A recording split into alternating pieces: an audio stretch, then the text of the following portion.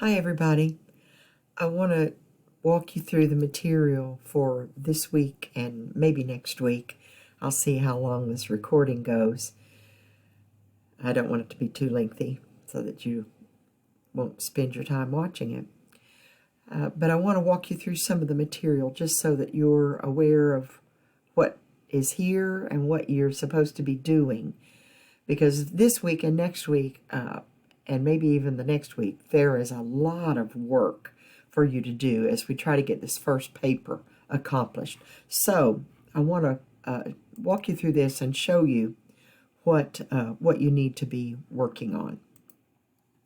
So for the week of January 24th, I have the what to do in this section, and that will explain to you the different tasks.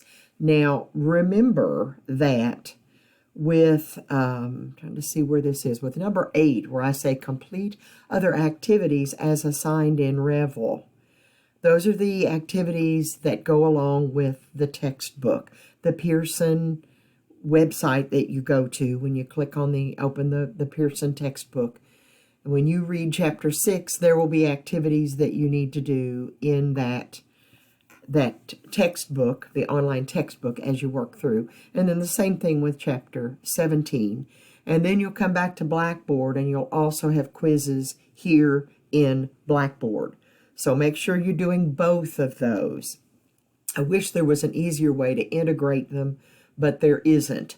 And so there are activities that you have to do while you're in the Pearson textbook, reading the particular chapter. And then you'll also come back and do some activities in Blackboard. You should be able to see your grades while you are in the Pearson Revel site, and that will let you see what the assignments are for each chapter, what the activities are that you need to do. So just stay current with that, because those Revel assignments will make up part of your English 100 grade. And then the activities that I have for you in Blackboard with the quizzes and the skills activities go into and comprise part of your English 101 grade. And all that's explained in the syllabus. So if you need to go back and look at the syllabus, you can do that, because that's our contract, and that explains how the grades will be made. So what I ask you to do this week is to read these 2 chapters and take the 2 quizzes in Blackboard. Also look at the other materials that I have in this folder, because I have a lot of material that explains the first writing assignment, and that is the strong response essay. And that is based on an article that you read in chapter 6 called An Epidemic of Facelessness by Stephen March. And so you'll be writing a strong response to that essay, that article that he wrote. I also have skills exercise 1, and that's provided for you here in Blackboard. And then again, as I just said, those other activities that are assigned in Revel, then a discussion board, and then I also ask you to complete an MLA essay template. So that may look like a lot of work, but if you are fairly new to college, you may not have really thought about the amount of time that you need to invest. But being a full-time college student is similar to having a full-time job. And so if you're doing both, you have 2 full-time jobs. And so that's a really weighty situation you've created for yourself. So being a full-time student, think toward about 40 to 50 hours of work for a week. So for a 3 credit hour class, typically in person, you would attend 3 hours. Well, we're not meeting in person, but your time spent kind of going over the handouts, looking at the handouts, or watching a video that I put together, that would be the kinds of things that you would do if you were in class. You'd be listening to a teacher lecture, and you'd be looking at and going over handouts. And so that's about 3 hours of your time. But then for every hour that you would be in class, or for every credit hour, you should spend another 3 or so hours outside of class. So for a 3 credit hour class, you're going to spend about 10 hours a week on a class, on the work. And so if you feel like this is a lot of work, you're right, it is. And you should be doing that for each of your classes. So make sure that you're devoting enough time to this to be successful, to work through all of the assignments and to do the work that's necessary. So I want to show you some of these things that I've provided for you. So a PowerPoint that helps you review the material from Chapter 6, the quiz over Chapter 6, and then the explanation of the assignment itself, a handout showing you the structure of the assignment, then the PowerPoint for Chapter 17. And again, you're going to go into Revel, and you're going to read the chapters there and do the activities there, then come back into Blackboard and also do these activities here. Then there is a skills exercise over comma rules, and I think I will put together a video on that. I haven't yet, but I think I will do that just to give you a review of this material, because I know some of you learn better by listening than by just reading. And then, so the skills exercise handout, teaching, and then the activity itself, the quiz in a way, a skills exercise, then your discussion board.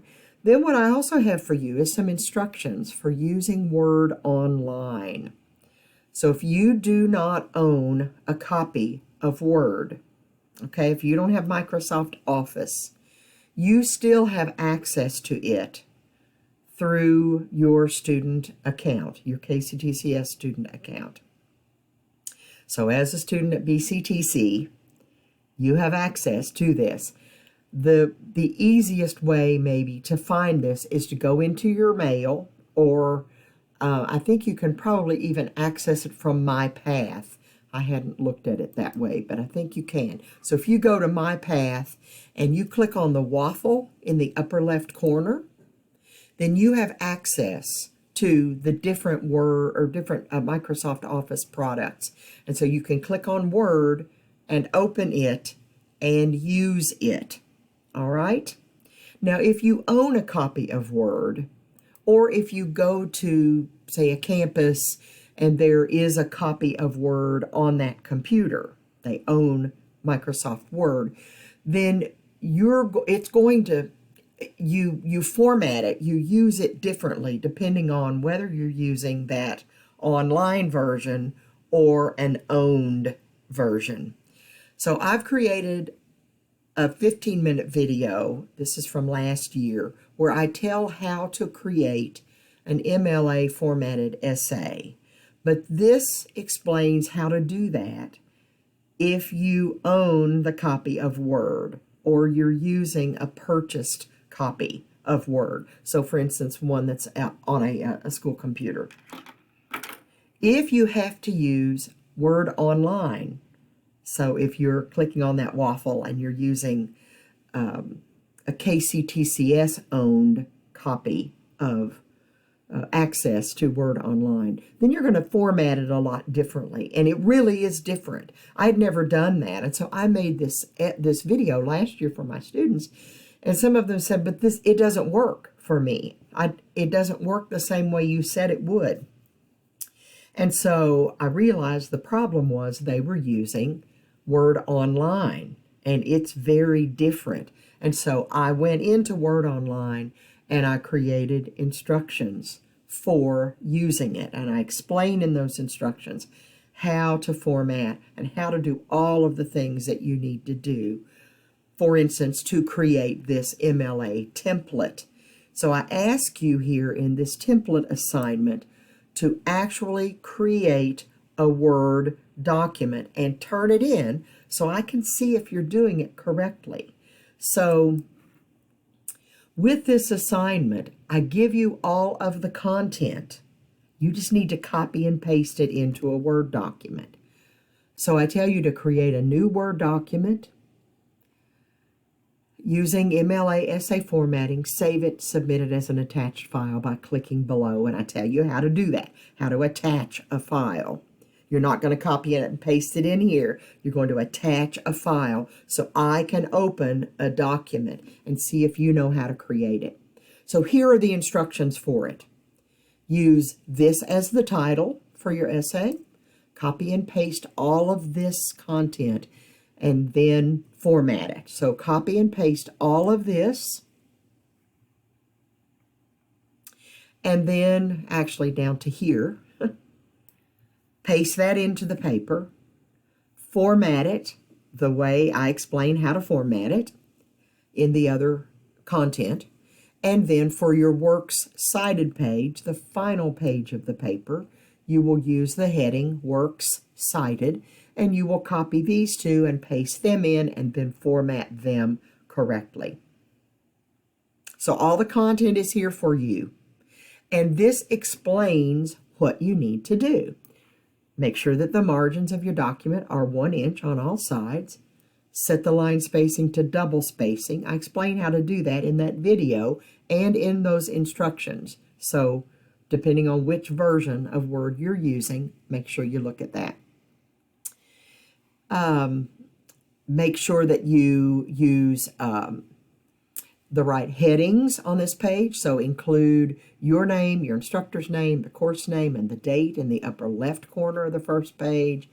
Include a header in the upper right corner with your last name and the page number. Use a single return and then start typing your paper. Indent your paragraphs. All of the content, all of the explanations for what you need to do are right here. Okay? So once you have created this and saved it, then you will come in and click in the submission box. And here where there is the paper clip, you will click on that, find your document, and attach it, and then submit it. And that's how you'll turn in a paper. And again, all those instructions are here. You just have to read them. So once you have created this template, then you have that already formatted template preparation, empty paper that you can use to type your strong response essay and your informative essay. We will do the final essay in a different format, and you'll create a new template for it. But once you have created this MLA template and saved it for yourself, you can use it for any assignment that a teacher in any class gives you asking for MLA format. You have it. You've done it. You've created it. And then you can just rely on that. Open it, use it, re-save it as whatever you need to save as, whatever you need to save it as. And you will always have that MLA template available to you. So again, I have the instructions for that with the video and with the separate instructions if you need those. Now, what you're working on is this strong response. And so for next week, the week of January 31st, you have the opportunity to turn that paper in. And you see at the very bottom of that folder, I ask you by Friday, February 4th, to submit your rough draft through this link. You'll attach it the same way I just showed you. By going into that assignment, clicking in the submission box, finding the paper clip, attaching your paper.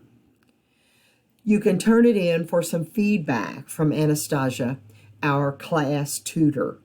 That gives her at least a week to get your paper back to you. and then you will turn your paper in by Sunday, February 13th, unless you need extra time, and then you have until the 20th. But if you begin to use that extra week, you're going to stay a week behind, and you're going to continually be trying to catch up. And then you're going to end up using your spring break week, basically, to catch up on the informative essay. And so try to stay with the deadlines, the original deadlines that I have set. And so think toward the 13th to turn your strong response essay in. Now, you have heard from Anastasia. She has given you some contact information. There also is her contact information. Let's see, she just sent us an announcement. And in those announcements, she sent her bookings link. And so when you open that, you can see the link to go in and set up an appointment with her if you want to do that. And so you can see the days and the times that she's available. And so let's say if this is today, her times for today. Let's see when else she is available. Looks like she has lots of times for tomorrow. This is earlier than you're likely to want an appointment with her. But let's see for next week, where you might be getting ready to turn your paper into her for the rough draft. And you want some feedback on it before you turn it in. You can click on one of these blocks of time, put some information in, and then set up an appointment with her. That will be an online appointment through Teams. You'll get an email with a link to click to join that meeting in Teams. And it will be a video appointment just like this. Now, let me show you something else about this. When you are in Teams and you are, let me see if I can do that. I'm not sure if I can show you how to do that without being actually in a Teams meeting. I may need to make another video. I'll do that, make another video and show you how to use Teams. Because with Teams, you'll have the ability to actually show Anastasia your paper, and she can look at your paper. You can both look at it together, have it up on the screen, and share it with her. You also could send her an attached copy of it so that she can download it on her computer and look at it and make comments on it or type things on it. But you also have the capability to just share it with her. And that's something that you need to know how to do. So I'll show you that. I'll put together a video. So a lot of new information for you. And as I said, a lot of work going on. So let me get back and show you some information about this paper that you're working on. So this, let me pay attention to my time. I'm at 18 minutes. So Chapter 6 talks about the strong response essay. And again, it includes that article by Stephen March, An Epidemic of Facelessness, that you are going to respond to. So here is the assignment. You're going to write a summary and a strong response essay. That's a single essay. It includes a summary in response to his essay. Your essay should begin with a 70 to 120 word summary of his article. And you're in luck because Chapter 6 breaks it down into several different chunks. And what I would probably do is looking at those chunks of paragraphs where, like, paragraphs 1 through 4 are the introduction, paragraphs 5 through 8 do something else, paragraphs 9 through 12 do something else. And that's the way the chapter talks about content, talks about what it both does and what it says. And so you want to think about both of those. And I'm presenting this breakdown of this assignment to you in terms of what it does, and then you'll determine what it says by your personal individual response to it. So You, again, you'll begin with a fairly lengthy summary. I'm guessing probably 10 to 12 sentences of summary, and then a thesis statement, and that will all go in your first paragraph. Your second paragraph will discuss what you agree with or what you like in March's article. Your third paragraph will talk about what you disagree with or don't like in the article. And then your fourth paragraph will be a conclusion or a summary of your entire response. And so you can see this breakdown. This is a 4-paragraph essay. 4-paragraph essay. I often have students that turn in a 5-paragraph essay or a 3-paragraph essay or 7-paragraph essay, and they fail the assignment because they didn't do it. Okay? This is a 4-paragraph essay. Your introduction to the text and your summary and your thesis statement all go into your first paragraph. Then your with the grain response. Chapter 6 talks about with the grain. That means you agree with it. You go with it. You go with the flow. You don't fight against it. You accept it as it is. It's a positive response. It's what you agree with or what you like. And you'll discuss that. Then your third paragraph will be the against the grain response, where you're arguing with it, where you're disagreeing with it, where you're talking about what you don't like, what you think he doesn't do well. And then you'll have a final paragraph that is your summary or conclusion. You also will have a works cited page that comes as the last page in your paper. And I will provide what that works cited entry needs to look like. So that is what the assignment is. Now, this next handout shows you what you need to do in each of your paragraphs. And I've broken it down paragraph by paragraph. So paragraph 1, paragraph 2, paragraph 3, paragraph 4, and then remember that you need to have a separate works cited page. Paragraph 1, you begin by giving the name of the author and the name of his article and the main idea of his text. You should talk about this as if you are maybe giving a speech. You're explaining this to someone who has not read his article. And you're going to say, in his article, An Epidemic on Facelessness, Stephen March discusses the problems that people might have with online communication.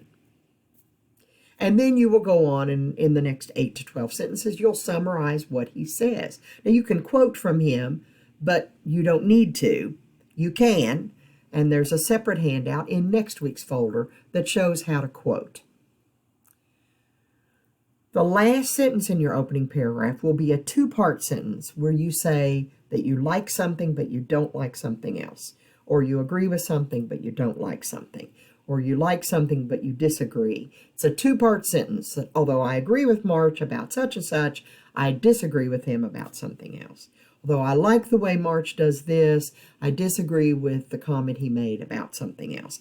So it's going to be a 2-part sentence. He does an excellent job with this, semicolon, however, comma, I don't like what he did with something else. 2-part sentence.